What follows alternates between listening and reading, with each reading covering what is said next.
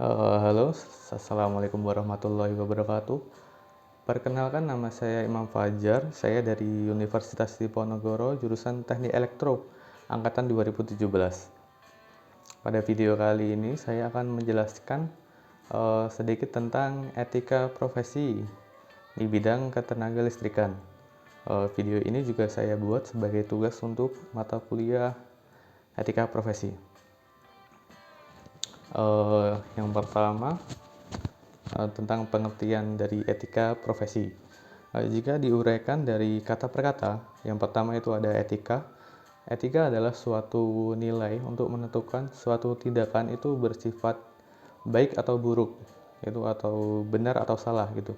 Misalnya jika seseorang telah melakukan suatu tindakan yang benar, itu berarti bisa dibilang seseorang itu beretika baik gitu.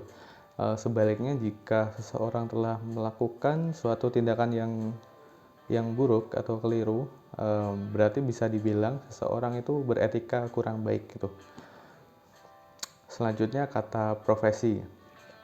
Profesi adalah sebuah pekerjaan yang memerlukan keandalan atau skill tertentu. Misalnya ada dokter, hakim, insinyur. Berkaitan dengan profesi, ada kata profesional. Profesional adalah seseorang yang dibayar atau digaji dari profesi yang ia kerjakan.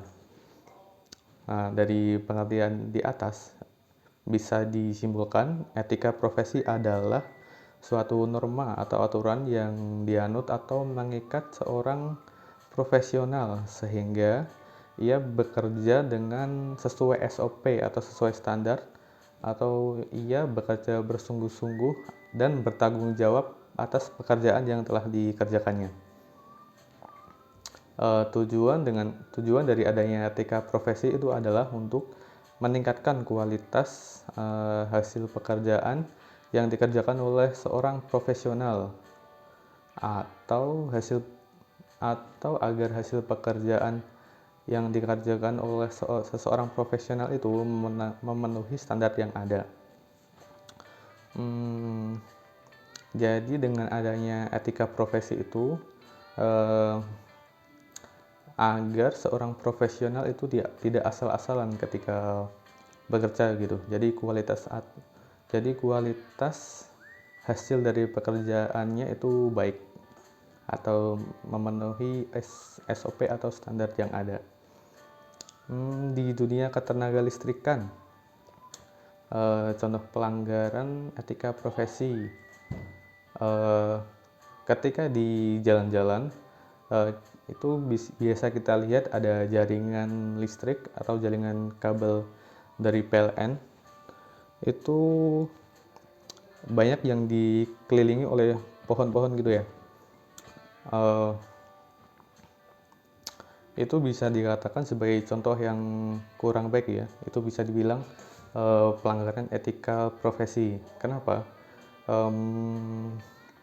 Banyak kasus ketika musim hujan, pohon itu jika tua,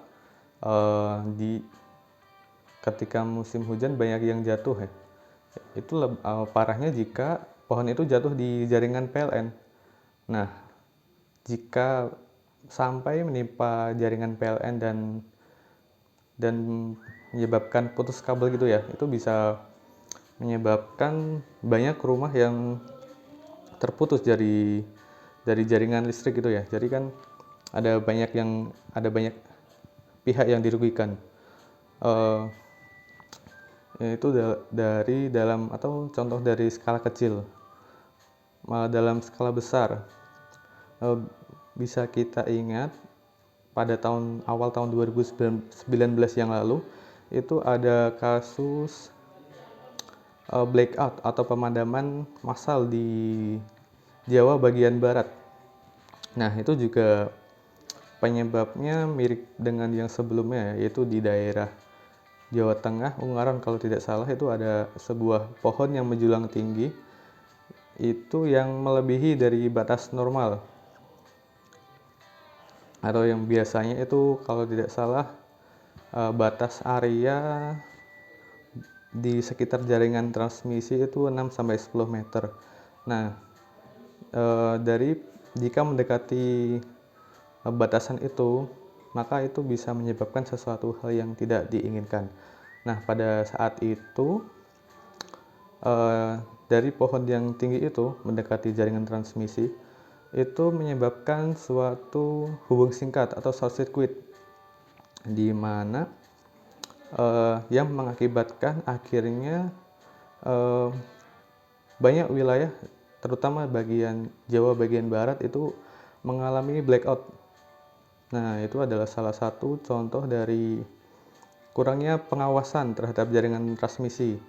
Itu adalah salah satu contoh juga dari pelanggaran etika profesi.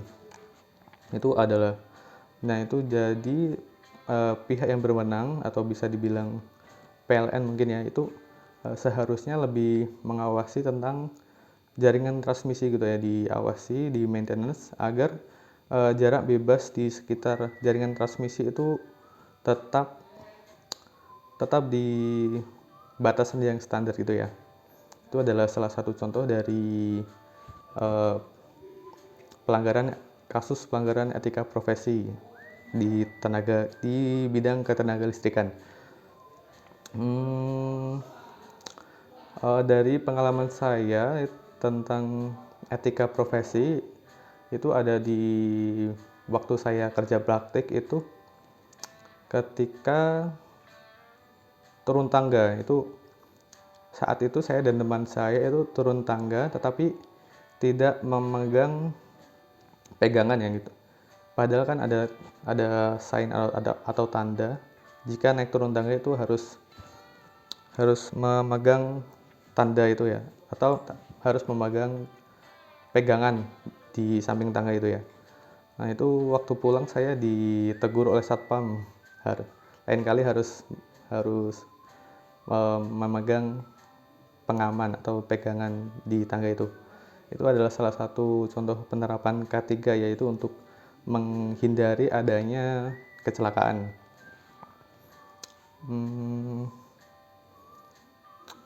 Demikian video yang saya buat tentang etika profesi.